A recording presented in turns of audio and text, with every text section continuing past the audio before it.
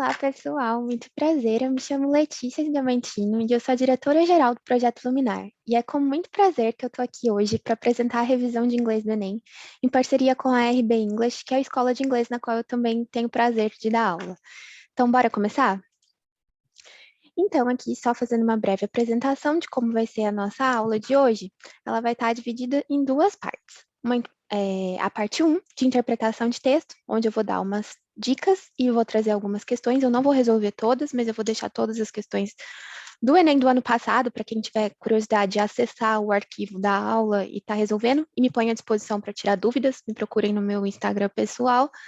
E a parte 2 é os pronomes de inglês, os pronomes pessoais, os objective pronouns, os possessive pronouns e os adjective pronouns. Beleza? Então, vamos lá começar. Então, gente, falando de interpretação de texto no Enem, quando a gente fala das provas de linguagens no geral, um ponto ele é muito importante e ele é muito tradicional, que é uma prova bastante interpretativa. Você vai prestar atenção, as perguntas se respondem pelos próprios textos, e isso é muito comum, e na prova de linguagens não é diferente, né, de inglês também não.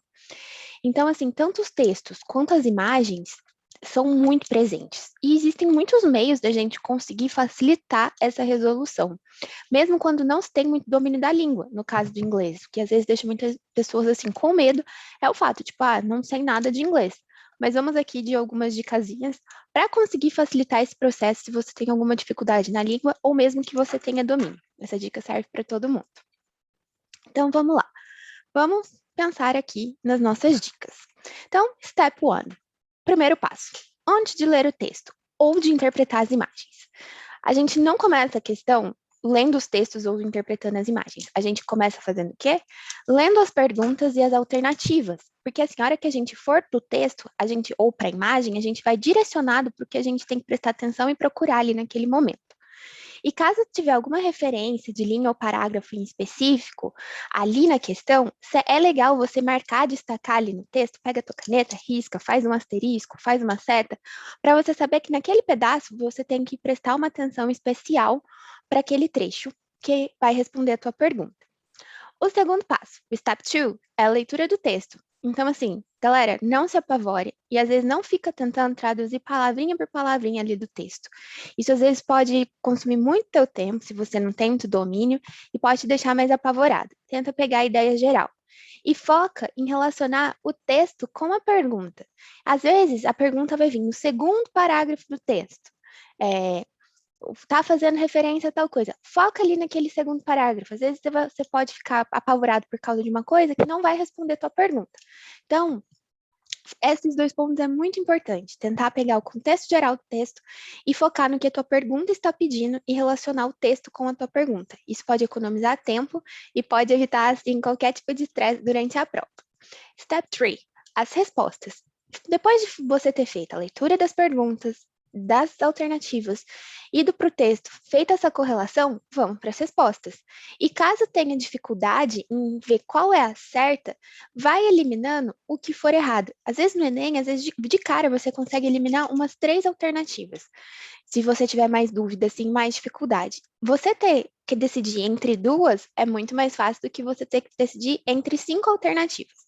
Então, façam isso, sigam esses passos. Leiam as perguntas, as respostas, tenta marcar no texto se tiver alguma referência, leia o texto, tenta fazer essa ponte entre o texto e as perguntas, entre as perguntas e o texto. Depois de ter feito isso, vá para as respostas e se tiver alguma dificuldade de enxergar já de cara, elimina o que você tem certeza de não ser e vá analisando com cuidado as alternativas mais possíveis. Beleza? Então, essas são as minhas dicas para resolver a prova de inglês, mas ela vale para várias outras provas dentro do Enem. So, let's go. Questions. Eu vou aqui fazer a primeira questão da prova do Enem do ano passado, que é uma prova que é uma questão que utilizou de uma imagem, e vou falar como eu resolveria. E as outras questões eu vou deixar aqui para vocês resolverem. Como eu disse, me coloco à disposição para estar tirando dúvidas pelo Instagram. Então, primeiro passo. Vamos para a pergunta e para as respostas.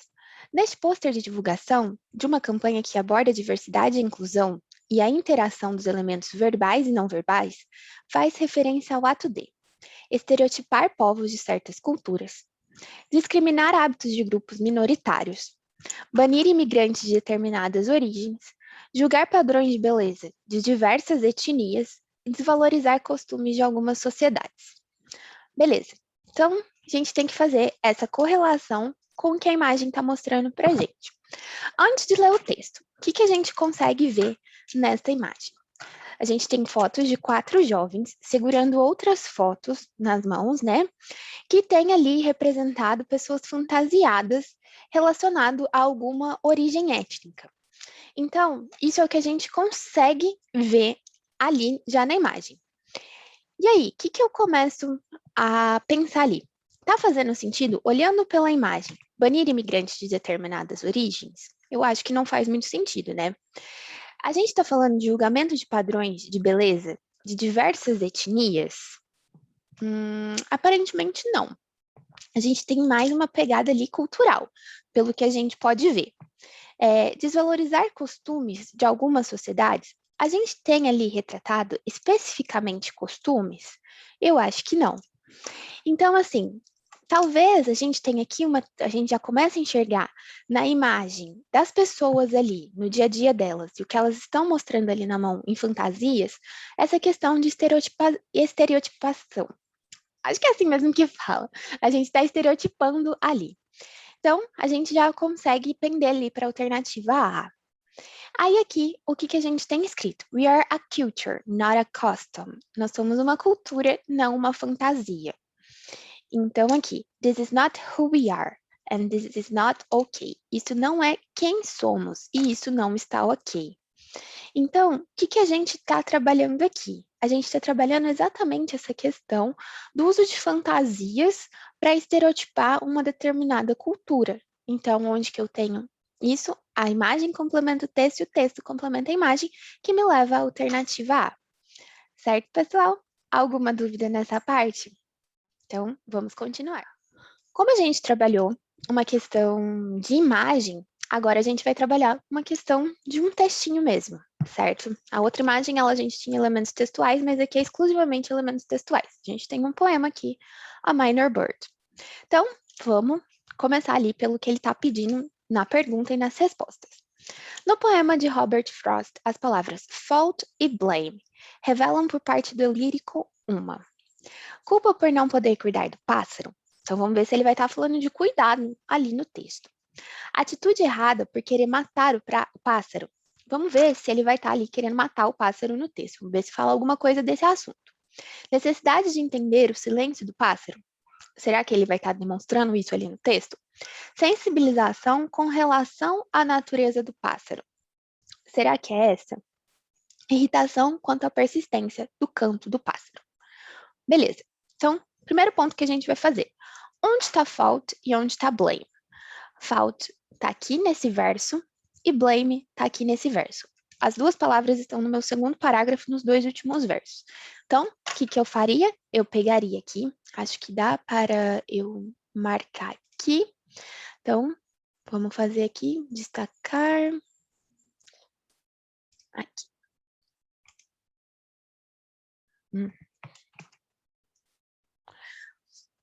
Então, o que eu faria na hora que eu viesse para o texto? Eu marcaria aqui destacaria, né, aqui esse trecho, esses 2 últimos versos, que são desse segundo parágrafo, que são onde estão a parte que eu preciso. Então, é aqui que eu preciso prestar a minha atenção especial, na hora que eu estiver fazendo a leitura. Então, vamos lá. I have wished a bird would fly away and not sing by my house all day. Eu desejava que o pássaro voasse por aí e não cantasse próximo à minha casa o dia inteiro. Have clapped my hands at him from the door, when it seemed as if I could bear no more. The fault must partly have been in me. The bird was not to blame for his key. Então, eu bati palmas para espantá-lo da minha porta. E quando parecia que eu não poderia aguentar mais, a culpa deveria estar em parte, a culpa deve estar em parte em mim. O pássaro não tinha. Culpa não é a melhor palavra para blame aqui, mas ele não tinha culpa de seu talento, ele não tinha culpa de sua natureza. And of course, there must be something wrong in wanting to silence any song. E com certeza deve ter algo errado em querer silenciar qualquer música. Certo? Então, o que ele está falando?